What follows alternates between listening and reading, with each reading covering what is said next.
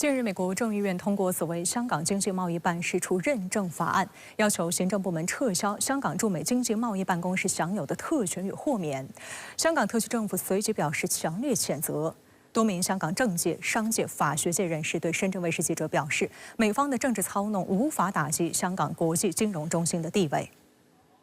美国众议院9号复会后，着手推动一系列涉华恶法，其中包括通过了所谓香港经贸办认证法案。接下来，法案将送交参议院审议表决，通过后再由总统签字生效。该法案的主要目的是要求美国行政部门撤销香港驻美经济贸易办公室享有的特权与豁免。但这一法案还存在2个变数，其一是参众两院的版本不同，需要进行文本协调，在大选白热化的情况下，这项工作难度较大。 另一个变数是，参议院需在剩下的4个月会期内通过法案，否则法案便会在12月底休会后失效。如果法案生效，美国行政机构有30天的时间认证这3个经贸办是否可以延长相关特权和豁免。如果认定不再享有外交待遇，香港经贸办则需要在180天内停止运作。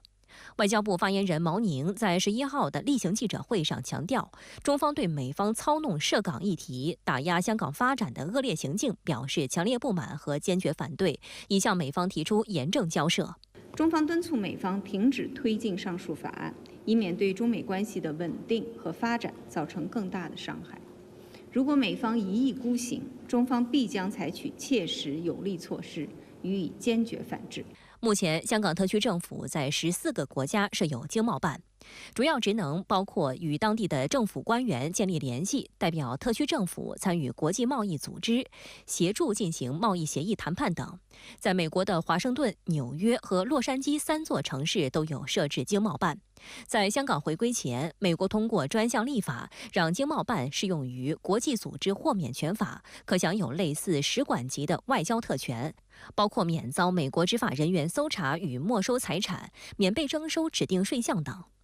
外交部驻港公署发声明指出，美方固守冷战思维，大搞选举政治，不惜损害美国和相关企业利益，把经贸问题政治化、工具化。香港特区政府在法案通过2小时后发表声明，强烈谴责美国众议院为求达到政治目的，歪曲事实，刻意攻击香港。深圳卫视注意到，美国在香港享有庞大的商业利益，香港是世贸组织认可的单独关税区。 过去10年，美国对香港的贸易顺差达到了2715亿美元，香港是美国第2大贸易顺差来源地。2023年，在香港营运的美国公司数量多达1273家，香港更是美国第6大直接投资目的地，也是许多美资企业进入中国内地市场的桥头堡。此外，根据美国国务院统计，2023年长期在香港居住的美国人超过8.4万人，比上一年猛增1.4万人。 美方动用行政以及立法手段阻碍香港和美国的正常贸易，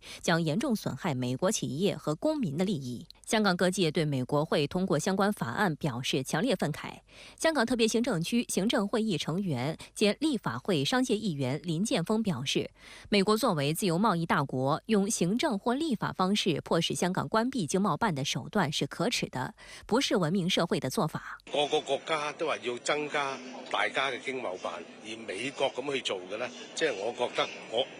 莫名其妙。林健鋒說，如果駐美經貿辦遭關閉，對於商業的影響不會很大，因為以往美國也曾對港祭出單方面制裁，但並沒有阻止香港和美國的商貿關係。11號，有香港社會團體和政黨自發前往美國駐港澳總領事館表達抗議。經貿辦亦都係可以有一個官方嘅渠道咧，同美國去溝通嚟去解決問題。咁所以其實係會俾咗嗰啲投資者更大嘅信心去投資喺美國。咁所以如果其實美國係將我哋呢一個角色係刪除嘅話咧，係對佢自己係一個好大嘅直接一個影響。香港中華總商會、香港中華廠商聯合會等商業協會也發表聲明，譴責美方惡意操弄。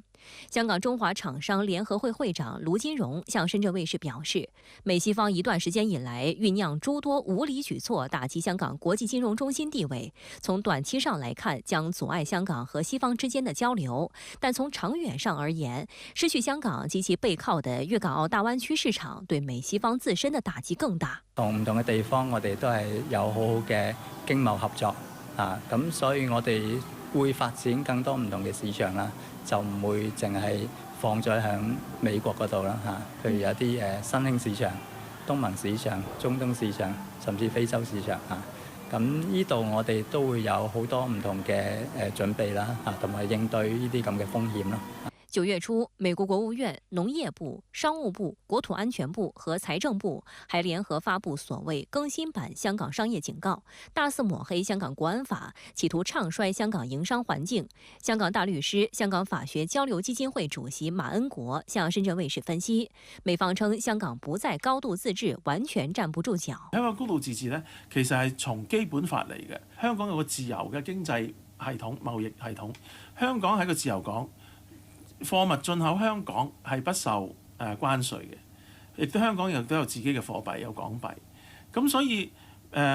美國要話香港失去咗高度自治呢，呢一個咁嘅指控呢係失實嘅。馬恩國注意到，外交部已經明確，如美方一意孤行，中方必將採取切實有力措施予以堅決反制。目前中方的反制工具箱有諸多手段可以考慮，但更重要的是，香港有國家作為強大的後盾。在本屆北京香山論壇期間，深圳衛視記者專訪了連續多年參加香山論壇的復旦大學國際問題研究院院長吳興博。在論壇首日的高端訪談環節，吳興博院長出席了與美國智庫機構歐亞集團中國部門常務董事、美國前助理國務卿邦辦華自強的對談，現場座無虛席。而我們的專訪就在這場中美學者對談之後。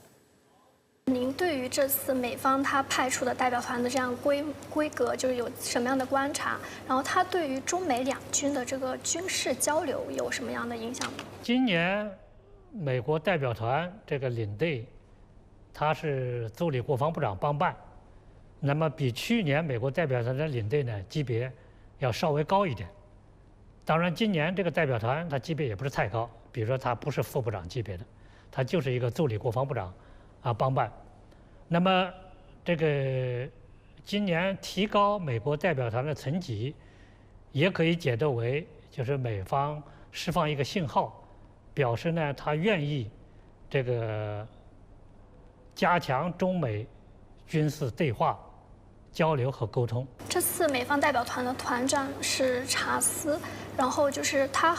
好像是對中國問題比較有研究的。您覺得就是為什麼會選擇他來作為代表團的團長？主要因為他是負責印太地區安全事務的助理國防部長邦辦，所以等於這個跟中國的軍事關係也是他的職責所在。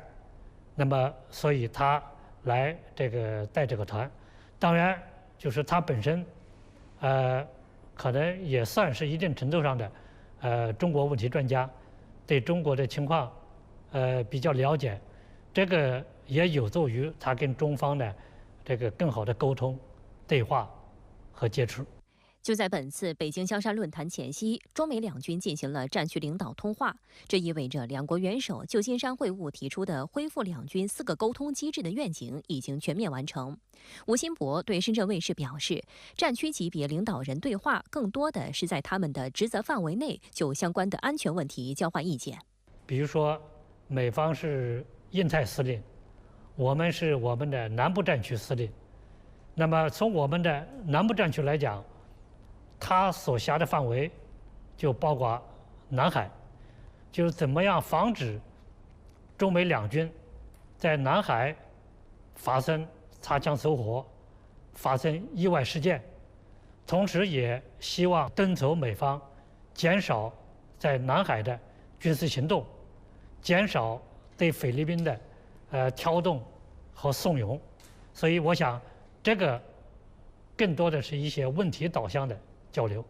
針對本次北京香山論壇繼續重視中小國家，尤其是全球南方國家的安全需求，吳興博表示，全球南方是近年來很熱的一個國際政治概念。全球南方的感受和需求過去被發達國家長期忽視，這是個錯誤。美國的印太戰略也是與全球南方國家的安全訴求相違背的。在當前的這個國際